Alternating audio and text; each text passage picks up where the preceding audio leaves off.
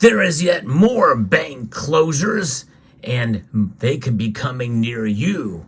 So in this video, I'm going to tell you how you can prepare. So let's explore.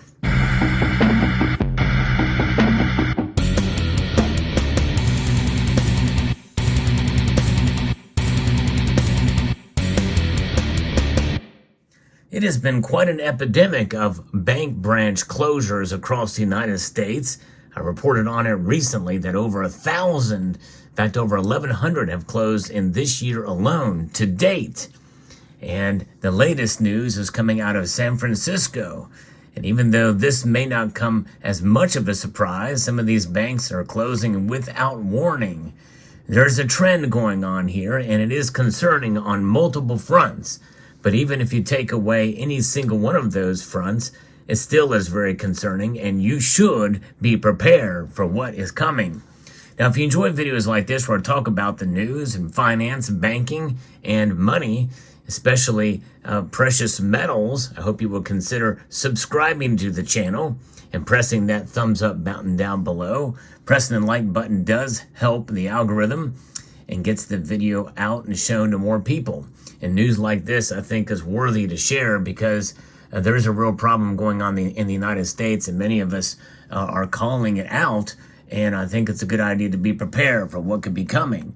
So local bank branches are closing across San Francisco as the city's economic decline continues amid crime, homelessness, and a drug epidemic.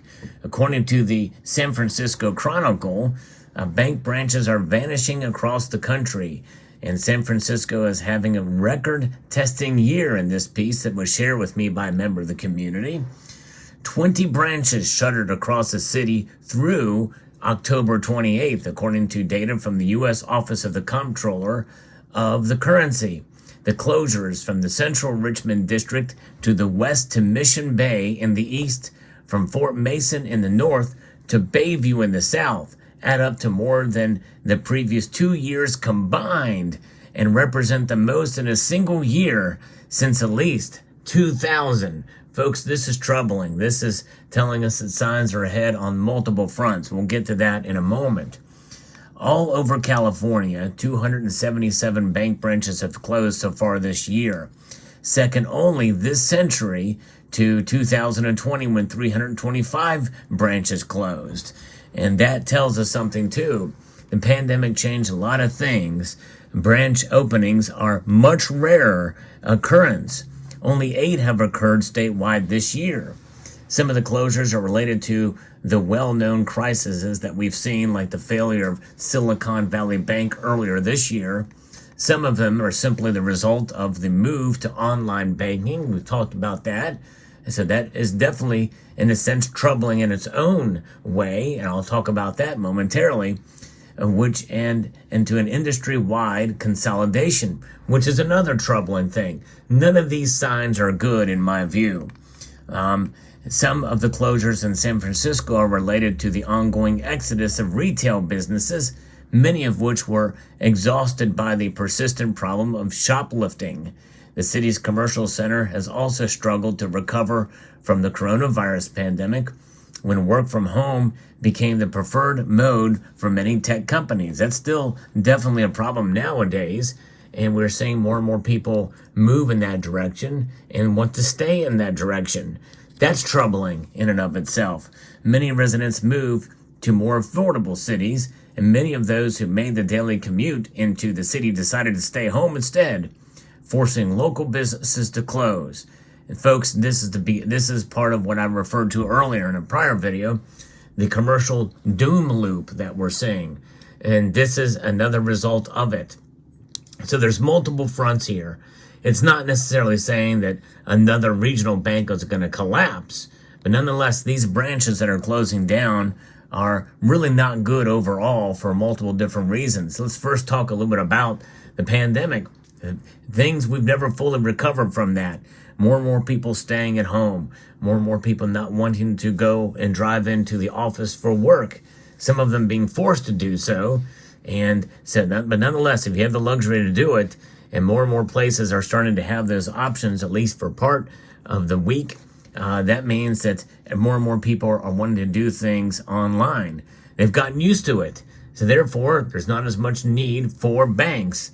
And it means that you're going to have a harder time getting these because you're going to just go ahead and just use your bank cards, and those can be filled up very easily. Or you just do digital transactions. The move away from cash is a troubling scenario too. And that's, I think, largely because of the pandemic. And when you have that, that means you're much closer to a central bank digital currency. That transition from what we have now, if you're not using cash at all, coins or paper money, well, that kind of transition means that it's going to be much easier for you to accept and adopt a central bank digital currency. Once that occurs, well, then it's game over, because they'll be able to control your spending, your saving, and every aspect of your lives when they can control your bank account and the dollars that are in it. It's pretty remarkable how quickly we have become and move in this direction over the past 3 years. And this year, everything is open. Well, everything is open for business, but nonetheless, people aren't wanting to engage in that regard. So there is that. Now, look at San Francisco. Look at the crime that's occurring there. It is a cesspool, and that city is. And it's unfortunate because it's a beautiful city, or at least it was a beautiful city. But nonetheless, crime is certainly an aspect of it. You don't want your banks robbed. So therefore, you close these banks. And when you close those bank branches, that means that you won't be robbed. And so it's understandable to see that occurring, why a branch may decide to close down in these crime-ridden areas. But you can see, as I mentioned in the article here, that it's widespread throughout the city, from multiple different areas of the city. So it's from low-income areas to high-income areas. The banks are just shuttering. They're closing down. Now, how can you protect yourself? Well, you can protect yourself by, maybe, if you know that, or if you suspect that a branch is going to be closing down, I would get some cash on hand. It's always good to have cash on hand. Even though these dollars are deflating in value, that's called inflation. And even by design, it's good to have them on hand for private transactions, non-traceable, non-trackable transactions from both the banking system and big tech to the perceived central bank digital currencies that could be coming down the pike. It's going to be a while. I would say it won't happen anywhere between now and 2030. But nonetheless, there is something called FedNow, which is being built up and in place in many parts of the country. That is the foundation for central bank digital currency. So watch out for that. And I think the best way to avoid that is to have a considerable amount of cash on hand, safe in your own home, outside of the financial institutions. That's the quickest and easiest thing you can do. If a branch is already closed down in your area, it's going to take driving to another branch further away, because that branch could close down in the next 6 months, or you may not even know it could close down. But it's going to take a further drive rather than the convenience of going to your local branch. And I'll tell you what, I'm glad I've had some branches closed down in my area, branches that I didn't frequent, but have been very convenient as I've driven by them. And I tell you what, this is making me nervous, for sure. So I plan to have some cash on hand and take more cash out to have, and just in the likelihood that could occur. So I think that's the easiest and quickest way. The other way is to be your own bank by not only having cash on hand, but also to have precious metals in your portfolio, such as gold and silver. And you can get them in a variety of different shapes and designs, but most of the stuff are going to be in the form of eagles or buffaloes, eagles and buffaloes. And here's what they look like in gold. And you have this in your hand, you got to pack a lot of value in a very, very small space. But of course, you can also get silver coins as well too, in a variety of different formats, and even down to constitutional coins that you can find at a local coin shop. And that's a way to. Well, you can also get bars as well too, silver bars. have this stuff on hand, ready to go, ready to be used, ready to barter, ready to trade if need be, outside of any kind of currency system out there, is to have precious metals in your portfolio, as well as cash. And then you will be set up to be independent of the system that we find ourselves in today, and with them shuttering down these banks. And I think that the mere fact that it is not necessarily meaning that the banking system is going to collapse as a whole. I think if that was the case, well, it could be rebuilt back up in a form that it was before in terms of distribution of bank branches around the country. But the fact that it's not because of that, and because they're shuttering down because of limiting access to cash, that is even scarier in my view.